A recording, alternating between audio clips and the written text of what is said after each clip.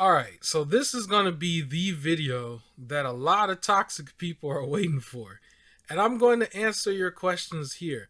So the question that everybody's probably going to want to know is, am I a pony or am I a bot? Stick around to the end of the video and you'll get your answer. What's up, everybody? This is Supreme King back at it again with another video. I thought this would be a video that I wouldn't make right away. I wanted to wait a little bit longer until the channel gets a little bit bigger in order to address something like this. But I thought that, you know what, let's just throw this out there right away before we get going, because I kind of don't want to hear about it going forward, not too much. So here it is. Am I a pony or am I an XBOT? So the answer is neither. Everybody clicked off, right? Everybody clicked off at this moment because we all want to see drama. Here's my issue with it overall. I feel like if I was to choose a side, it would be a little bit disingenuous. And the reason for that is I play everything. I want to own all of it. I want to play all of it. I want to go back in time and play all the old stuff. I'm very big on the retro scene for myself. I don't want to choose a side. I think it's silly to choose a side. I understand the internet personas that everybody will have where they're just like, I'm for this or against that. Now, don't get me wrong. When it comes to the companies, if I see something I think is shady, then yeah, I'm going to call it out. I'm going to call it out. I called out some stuff already. I don't think that as far as like the fan base versus another fan base, because that's really what it comes down to, is gatekeeping from a fan base, talking trash to the next fan base. I think it's a little bit silly to just get caught up into. Now, it is very entertaining. It is very entertaining, the stuff that I've seen. Some of the stuff is way outrageous, from the catfishing to the doctor situation. Outrageous. It's like very uncalled for. But that's what happens in the gaming community. I've watched a lot of it. I thought it was very entertaining. But I don't necessarily want to participate it overall with my own channel, because in the grand scheme of things, that type of community, just the bad part of it, is very, very small. We can have disagreements about what you like and not like in a certain game or a certain franchise or company, but as far as like hating it, it's just like, I don't got time for it. I don't got time for it. I don't. I'd rather just play to the strengths of every system.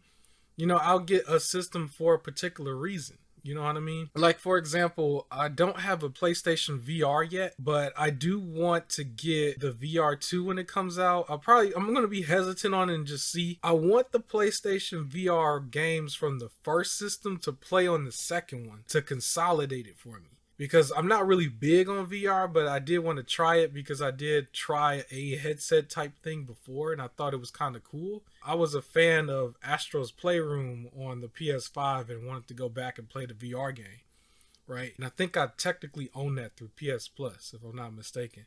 So I want to play that for that reason, but I don't want to be in some sort of community where I'm gatekeeping on the VR side from like maybe the PC's VR. I don't think I see that much. It's usually the console, right? It's the console war thing. Now, it is hilarious. Console warring is hilarious, but I just feel like if I came out here and I really chose a side, now, yeah, the videos overall is going to speak for themselves, but it's just, I think it would be a little disingenuous. It would be me basically lying to you by saying that, you know, I'm pro PlayStation over Xbox or I'm pro Xbox over PlayStation, when at the end of the day, I own them both. You guys saw those videos like back in like late 2020 when the systems first came out and people were doing these comparison videos and they were trying to tell you if they had to choose, and then they would choose one of them. And in my head, I'm like, but you don't have to choose. They're right there. And if you bought them in late 2020 with everything that was going on, you're not going to be in a situation where you have to choose. Let's be honest. You're not.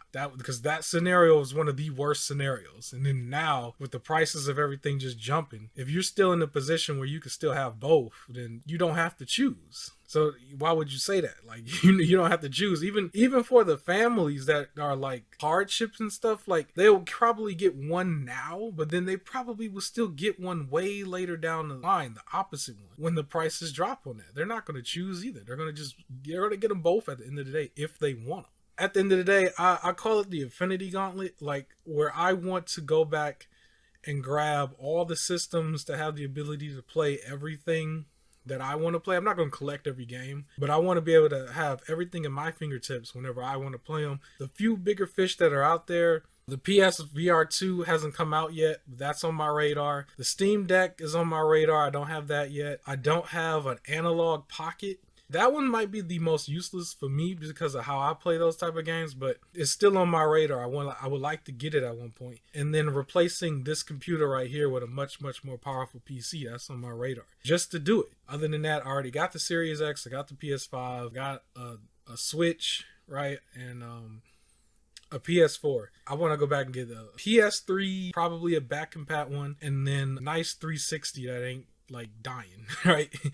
And so I forgot a 3DS. I got a 3DS as well. So I play everything in every order. Like right now, one of the main games that I'm playing came out 20 years ago.